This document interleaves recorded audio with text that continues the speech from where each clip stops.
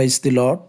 మన ప్రభువును మన రక్షకుడైన యేసుక్రీస్తు నామములో ఈ సమయములో ఈ వీడియోను వీక్షిస్తున్న మీకు ప్రభు పేరిట నా వందనాలు తెలియచేస్తున్నాను.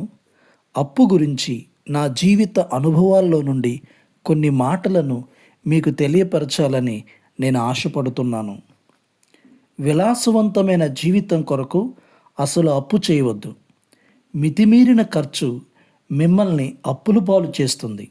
అప్పు చేసి తినటం, కొనటం, విలాసముగా తిరగటం ఏమీ చేయవద్దు. నీ దగ్గర ఉన్న డబ్బుకు సరిపోయిన దానినే కొను, కానీ అప్పు మాత్రం చేయవద్దు. నీకున్న దానితోనే సంతృప్తి కలిగి ఉండుము.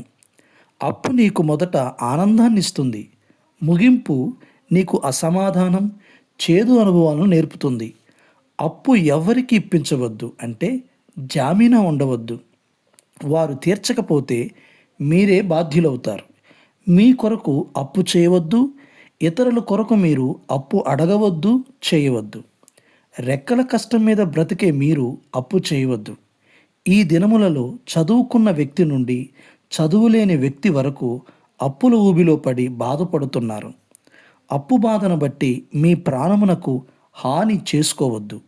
ఆత్మహత్య మీ సమస్యలకు, మీరు ఎదుర్కొంటున్న బాధలకు పరిష్కారం కానే కాదు. కాబట్టి ఏదైనా కష్టపడి అప్పులను తీర్చాలన్నా నన్ను సృష్టించిన దేవుడు ఆరోగ్యాన్నివ్వాలి, ఆయుస్సునివ్వాలి కదా. ఆయనకు వేరుగా ఉండి ఏం సాధించగలుగుతాం? ఆలోచించండి.